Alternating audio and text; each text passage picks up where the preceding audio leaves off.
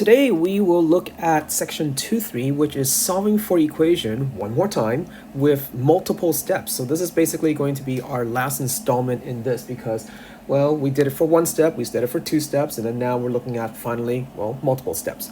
So the idea is that I want to solve for, again, some algebra equations, and we now come up with like a general idea as to how to go about it. So that way you can use this in here from here on out.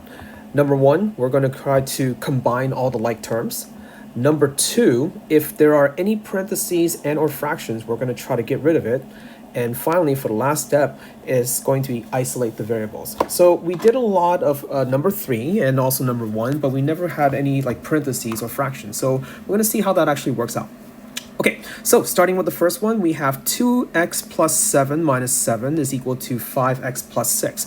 And as what is suggested, what I would like to do first is combine all the like terms. So then that means that we get something that's a little bit more easier to look at. So on the left-hand side, you'll note that there are 2x's and 7x's. So we can go ahead and say that's a total of 9x minus 7 is equal to 5x plus 6.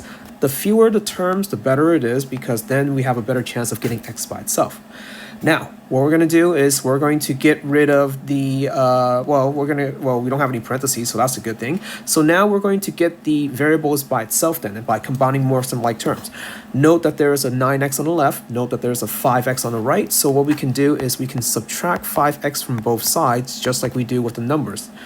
In doing so, on the right-hand side, the 5x will go away. The 9x minus 5x, that'll give us 4x. And then similarly, we can do this simultaneously. We're going to go ahead and add 7 to both sides, if you don't mind doing the multiple steps in this case. And then that will now get rid of the 7 on the left-hand side with negative 7. And the 6 plus 7, that is going to be equal to 13. So finally, we can go ahead and divide everything by 4. So my answer is going to be 13 over 4 then. At this point, if you can do multiple steps at once, go ahead and do so. Maybe that'll make your life a little bit easier. For the second problem, we'll go ahead and do the same thing. We're going to go ahead and combine the like terms, and this time you'll notice that there is a parenthesis. So that means that we need to use the distributive property to multiply it out.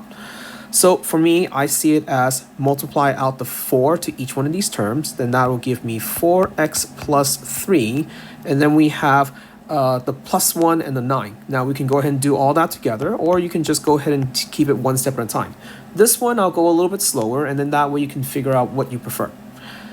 Go back to step 1, which is combine your like terms. It's very likely you're going to have to go back and forth between step 1 and step 2 before you get to your final answer then. So just, be careful about that.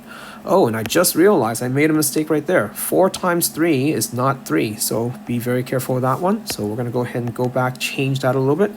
4 times 3 is equal to 12, and then 12 plus 1, that's going to be equal to 13.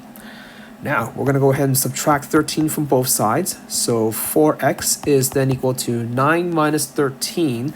That is going to give us negative 4. And if we divide by 4, so x is equal to negative 1. There are many ways of going at these problems, and I want you to, if possible, try as many variations as possible. So then that way you can figure out what feels comfortable for you, and that way you can also see what is faster for you too, because we want to be efficient. All right, moving on to the next part, we're looking at this one right here, 6 minus 1/3 times x plus 9, and then minus 4. Now, note that there is a fraction, and also there is a product, there's a distributive property, but I also notice that there are some like terms. So again, combine them if you can, just to make things a little bit easier. The smaller, the least amount of terms, the best. So first thing that comes to mind is let's go ahead and subtract the 6 from both sides. And if you do so, you're going to get negative 1/3 multiplied by x plus 9, and that is equal to negative 2. Now note, yes, I can multiply out the distributive property, the negative 1/3 multiplied to each part. But if you notice from the last section that we did, it's actually better if I just multiply the 3 to both sides. Because on the left-hand side, if I multiply by 3, or multiply by negative 3 actually, multiply the right-hand side by negative 3, that would eliminate the negative 1/3, right? And that way I don't have to deal with fractions, like we said. So the 1/3 negative, and then the 3 will cancel out, and then the negative right there. So that leaves me with just x plus 9. And on the right hand side, negative 2 times negative 3 is equal to 6. Look at how nice and clean it is because we don't have any fractions anymore. Ideally, that's what we want to get to as soon as possible. Finally, subtract 9 from both sides, and so we get our answer. X is equal to -5 then. Okay. For the next one, I want to get rid of the fractions. I want to get rid of the parentheses, and I'm thinking in terms of which one's worse, probably fractions worse. So what I'm going to do is, rather than multiplying it out, because combining like terms is more important to me, and getting rid of fractions, if anything, is more important to me, I'm going to multiply the right-hand side by 15, and then the left-hand side also by 15, or kind of reversed it. Question is, why 15? Well, I'll let you kind of think about that a little bit, and hopefully you can see why. If I multiply by 15 then, the 15 and the 4/5 I can multiply together because those are like terms.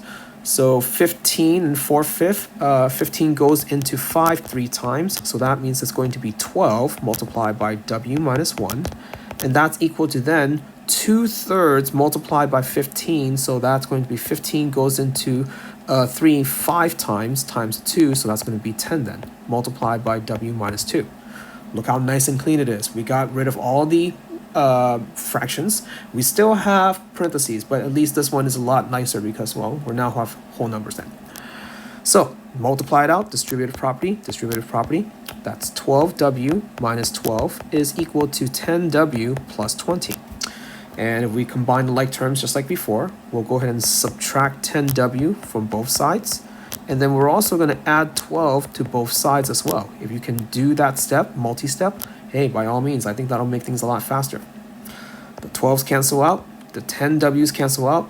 On the left, we have 12w minus 10w, so that's a total of 2w, is equal to the right-hand side, which is 20 plus 12, which is equal to 32.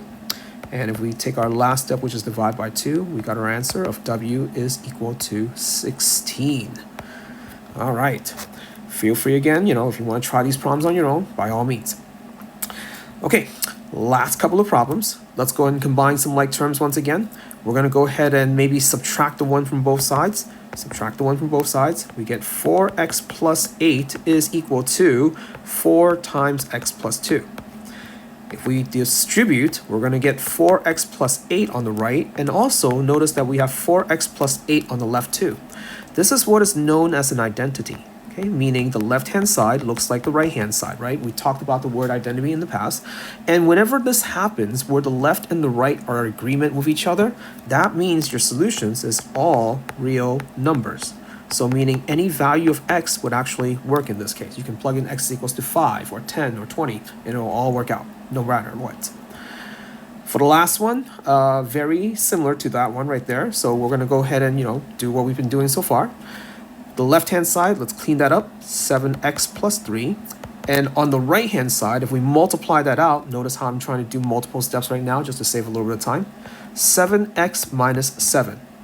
Now, if you look a little bit more carefully, right, I guess we can subtract 7x from both sides. And if we do so, minus 7x, you're going to get 3 is equal to -7.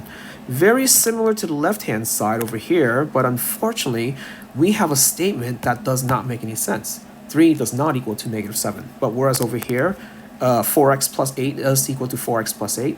So whenever that happens, if you get an equation that doesn't make any sense, that means that there are no values of x that's going to work. So in this case, there will be no solutions then. So that's going to be our final answer. Have a good one.